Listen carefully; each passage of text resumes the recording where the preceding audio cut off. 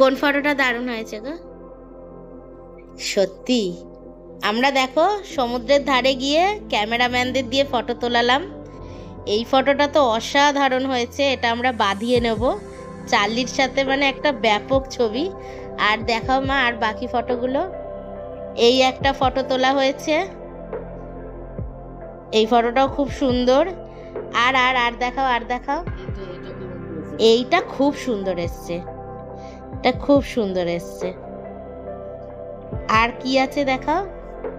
আর এইটা, এটা বালির মধ্যে, এইটাও খুব সুন্দর এসছে।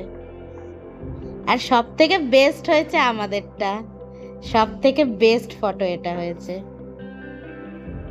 সুন্দর করে যত্ন করে রেখে দাও, গিয়ে বাড়িতে গিয়ে বাঁধাবো। ও মা, আমরা চার্লির সাথে যেখানে যেখানে ঘুরবো, হ্যাঁ এইরকম একটা করে ফ্রেম বানিয়ে রাখবো, বুঝলে, আমাদের স্মৃতি হিসাবে, চার্লির সাথে কাটানো স্মৃতি। বলো মা। আমার ব্যাগে কিন্তু ভাঁজ খেয়ে যাবে। না না, ব্যাগে রেখো না, এটা অ্যাটাচি ফ্যাটাচির মধ্যে। হ্যাঁ হ্যাঁ, ঠিক আছে। হ্যাঁ, কি করছো তুমি? ভিডিও দেখছি। বাবা রে, আবার সব গুছিয়ে ফেলেছো। এই কাজ তো কই ভাজ। গোপুর জন্য খাবার আসবে, ওর মনে থাকবে গোপুর খাবারটার কথা। আপাতত এইখানে চার্লি আমাদের ঘোরাঘুরি করছে আর দরজা শুকছে। আর এখানে এই ব্যালকনিটা মা কয়েকটা জামা কাপড় কেচে মেলে দিয়েছে। এই দেখো,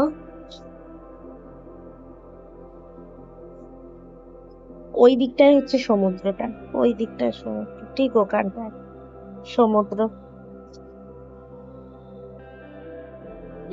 বন্ধুরা, তোমাদের সাথে এমন একটা জিনিস মানে এখন শেয়ার করছি, মানে কি বলবো, এত মন মেজাজটা খারাপ হয়ে গেছে যে মানে আমি এতক্ষণ ধরে শুধু কেঁদেই যাচ্ছিলাম যে কি হলো, মানে ঘুরতে এসে এত বড় একটা বিপদের সম্মুখীন হব মানে ভাবতে পারিনি। তো যেটা মানে আমাদের ফেরার টিকিট আমাদের কনফার্মই ছিল। আমাদের শুধু কুপে অ্যালটমেন্টের জন্য অফিসে গিয়ে জমা দিতে হতো কাগজপত্রগুলো, যেরকম আমাদের যাওয়ার সময় দিতে হয়েছে। ওই চার্লির সমস্ত ভ্যাকসিনের সার্টিফিকেট, হেলথ সার্টিফিকেট, আধার কপি, যাবতীয় টিকিটের ডিটেলস, এই সব দিতে হতো। তো আজকে আমার হাজবেন্ড গেছিল, প্রথমে তো এখানকার যখন স্টেশনে গেছে তখন ওখান থেকে ওকে পাঠিয়ে দিল ভুবনেশ্বর, বললো ভুবনেশ্বরের রেল অফিসে গিয়ে জমা দিতে হবে। বেচারা দুপুরবেলা লাঞ্চ না করে ছুটেছে ভুবনেশ্বরে। ওখানে গিয়ে যখন জমা দিতে যাবে, ওরা তখন বলছে যে ডাক্তার যে হেলথ সার্টিফিকেট করে দিয়েছে সেইটা নাকি ওদের এখানে 24 ঘন্টা আগে বানিয়ে দিতে হবে। এবার আমাদের পক্ষে 24 ঘন্টা আগে কি করে বানানো সম্ভব, আমরা তো নিয়েই এসছি কালকে। এবার 22 তারিখ, আমরা 23 তারিখ এসছি, আমরা 22 তারিখের সার্টিফিকেট বানিয়ে নিয়ে এসছি। আর আমাদের ওখানে ওয়েস্ট বেঙ্গলে মানে যেটা আমাদের বলা হয়েছে, ডাক্তার থেকে শুরু করে ইভেন রেল অফিসেরও সবাই বলেছে যে হেলথ সার্টিফিকেটের 3 দিনের ভ্যালিডিটি থাকে। এবার এরা বলছে 24 ঘন্টা, বলছে ম্যাক্স টু ম্যাক্স 48 ঘন্টার হতে পারে, কিন্তু 24 ঘন্টারই দিলে সব থেকে ভালো। এবার যেটা হলো সেটা হচ্ছে যে ও তো রীতিমতন মানে ওদের হাতে পায়ে ধরে যাবে এরকম টাইপের, যে আমরা কোথা থেকে এখন এই মুহূর্তে ফ্রেশ আবার হেলথ সার্টিফিকেট পাবো। বিশেষ করে বাচ্চাটার কাল থেকে কত ধকল গেছে, মানে তোমাদেরকে বললে তোমরা বিশ্বাস করবে না, ও তো কোনো দিন ঘর থেকে বেরোয়নি, কোনোদিন এত বড় লং ট্রিপও করেনি, কিন্তু ও তো অবুঝ, ও তো একটা অবলা প্রাণী। কিন্তু আমাদের মানুষদের সাথে ও কিভাবে নিজেকে অ্যাডজাস্ট করেছে, ও বুঝতে পারছে যে ট্রেনের মধ্যে আমরা আছি, ট্রেন এত দুলছে, ও ভয় পেয়ে আমাদের মানে আমাদের পায়ের মাঝে এসে শুয়ে পড়ছে, দুলে দুলে উঠছে যেই ট্রেন, ভয়ে তাকাচ্ছে, কিন্তু তবু চেঁচামেচি করেনি, খুব শান্ত হয়েছিল, ঘুমিয়েছিল, এত কিছু মানে ও অ্যাডজাস্ট করে আসার পরেও তারপরে আবার এখানে এসে একটা অ্যাডজাস্ট করলো, খাওয়া দাওয়া থেকে শুরু করে সমস্ত কিছু। বেচারা এখন পুরো ঘুমাচ্ছে, ও জানেই না যে আমরা কি কি ফেস করছি এখানে। ওরা একটু চার পাই বলে আমার গলাটা খুব হয়েছে, কারণ আমি এত মানে টেনশন নিয়েছি, এত চেঁচামেচি করেছি, মানে চেঁচামেচি বলতে এই যে এত কিছু হচ্ছে, ওই জন্য কাশি হচ্ছে, মানে কান্নাকাটি করলাম। মানে আমি তারপরে আমাদের যে চার্লিকে দেখেন যে ডাক্তার, সেই ডাক্তার বাবুকে ফোন করলাম। উনি তো একজন সরকারি হাসপাতালের ডাক্তার, আর উনি না আমার কাছে যেন ভগবান, মানে উনি আমার কাছে ভগবান। উনি না থাকলে যে আমার চার্লির কি হতো মানে কে জানে। মানে এরকম একজন ডাক্তার যেন প্রত্যেক, যারা পেট লাভার, যারা ঘরে পেট রাখে, এরকম ডাক্তার যেন প্রত্যেকে পায়। হ্যাঁ, উনি জাস্ট, আমি ফোনে বললাম ডাক্তারবাবু এরকম একটা বড় প্রবলেম পড়ে গেছি, উনি সঙ্গে সঙ্গে রেফার করে দিলেন উড়িষ্যারই একজন ডাক্তারকে। তো উনি এখন বললেন যে কোনো চার্লিকে নিয়ে আসতে হবে না, আমরা ব্যবস্থা করে দিচ্ছি হেলথ সার্টিফিকেটের, ফ্রেশ একটা হেলথ সার্টিফিকেট আমরা দিয়ে দেবো, আপনারা একটু কালেক্ট করে নেবেন, চার্লিকে নিয়ে হুজ্জুতি করতে হবে না, কোনো চিন্তা করার কিছু নেই, কালকে আপনাদের ট্রেন, তার আগে আমরা ব্যবস্থা করে দেবো। এই যে এত বড় একটা উপকার উনি করেছেন, মানে এর থেকে বড় কিছু আর হতে পারে না। তো আমরা যে ঘুরতে এসেও এইরকম একটা প্রবলেম ফেস করব, মানে আমরা কল্পনাতেও ভাবতে পারিনি।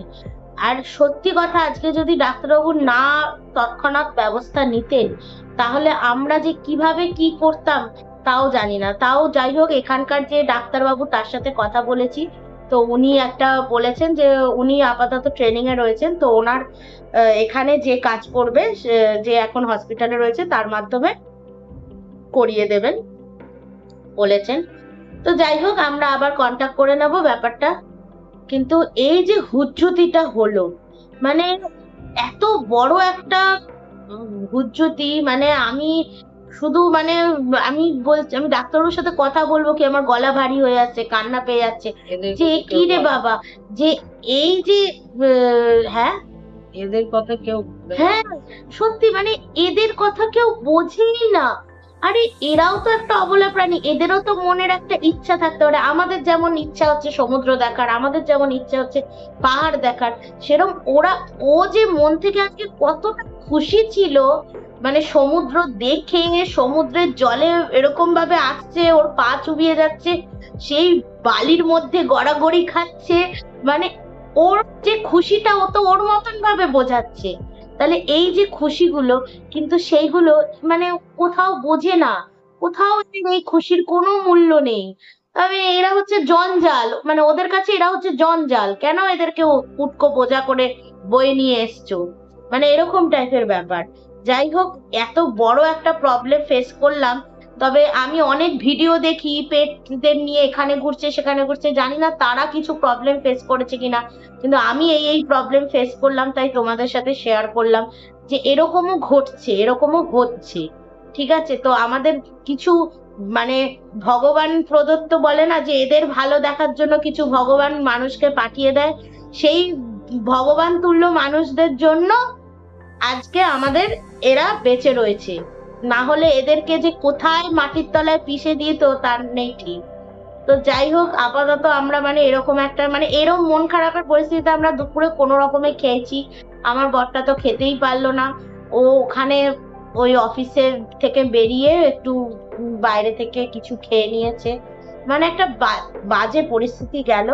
যাই হোক, ও আসার পর একটু রেস্ট নেওয়ার পর তারপর দেখা যাক কোথায় কি বেরোই, ঘুরি। কত রকম প্ল্যান করেছিলাম যে একটু সাইট সিন দেখবো, এই দেখবো, টোটো ভাড়া করে এই করে, কি থেকে কি যে হলো কিছুই বোঝা গেল না। তো যাই হোক, আপাতত দেখা যাক কতটা কি হয়।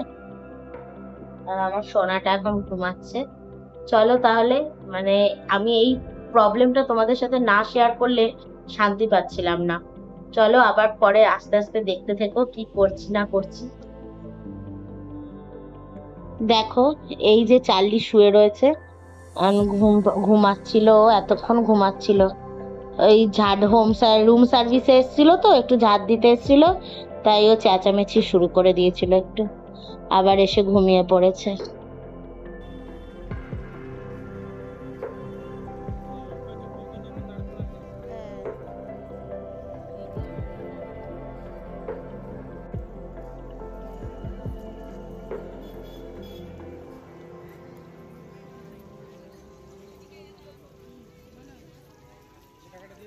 হ্যাঁ,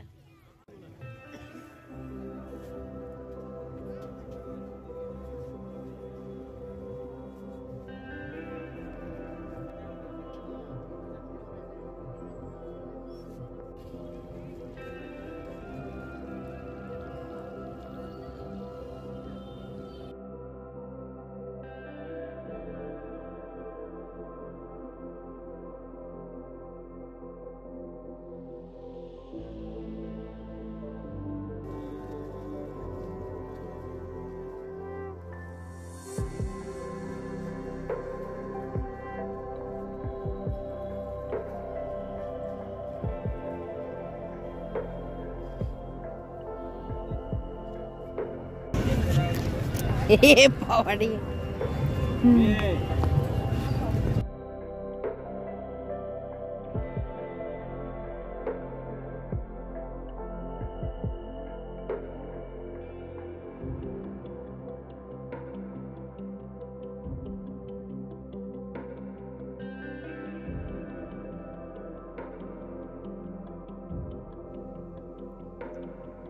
মামা, দিদা তোমায় কি কি দিচ্ছে?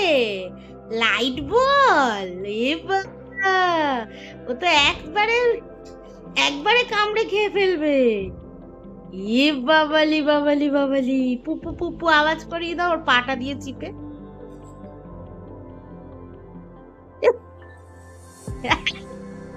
হুম, হুম। এ না, খাটের তলা দেখছি কিরকম। বল, চালের বেল কই? বেল যাও, নিয়ে যাও, পাপার কাছে নিয়ে যাও বেলটা, নিয়ে যাও, নিয়ে যাও, হ্যাঁ পরিয়ে দেবে। বন্ধুরা, গুড মর্নিং সবাইকে। এই দেখো সব রেডি হয়ে গেছে, আমরা সব মন্দিরের উদ্দেশ্যে রেডি হয়েছি। মন্দিরে এখন যাব সকাল সকাল গপুকে নিয়ে, মন্দিরে গিয়ে পুজো দিতে যাব। এই সবাই আমরা রেডি হয়ে গেছি। এই দেখো, আমার গপু সোনাও যাচ্ছে সাথে, ওর ওর বাড়িতে ও যাচ্ছে দেখা করতে। আর এই মাও রেডি হয়ে গেছে, আর এদিকে আমিও রেডি হয়ে গেছি। দেখো, সবাই একদম ভোরবেলায় উঠে চান টান করে একদম ফ্রেশ হয়ে নতুন একদম জামা কাপড় পরে, কাঁচা জামা কাপড় পরে, আমার এই জামাটা, এই দেখো মাও রেডি হয়ে গেছে। আর আমার এই জামাটা হচ্ছে দুর্গাপুজোয় কিনেছিলাম, পরা আর হয়নি, একদম নতুন জামা। তাই আজকে আমি ভাবলাম পুজোর জন্য এটাই বেস্ট, তো সেই জন্য এইটাই পরলাম। তোমরা বলো কেমন লাগছে জামাটা। আর চলো এবার বেরোই আস্তে আস্তে, অলরেডি দেরি হয়ে গেছে, আর চার্লিও ব্যস্ত হয়ে গেছে বেরোবে বলে। চলো। না না, আমি নিজে দর্শন করবে।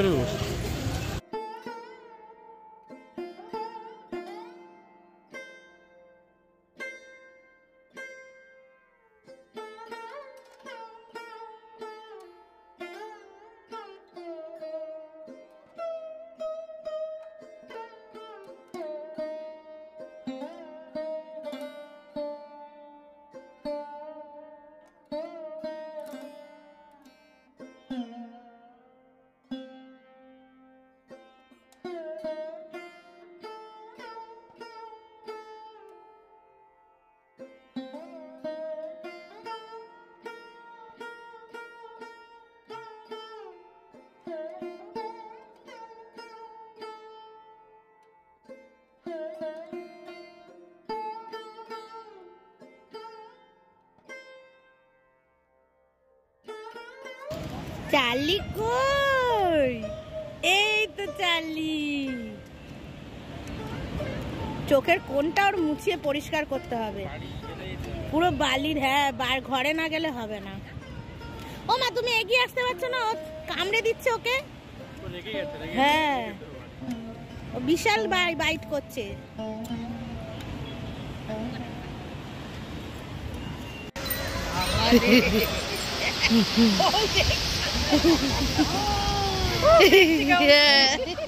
ও মামা, এটা কি গো? এটা কি গো?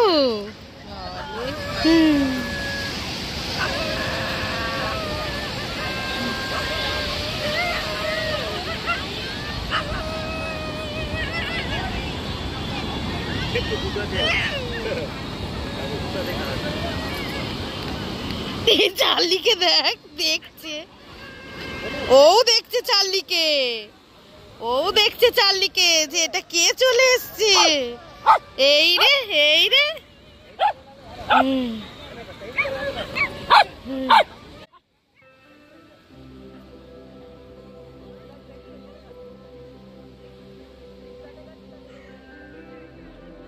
নিয়ে যাও না ধরে।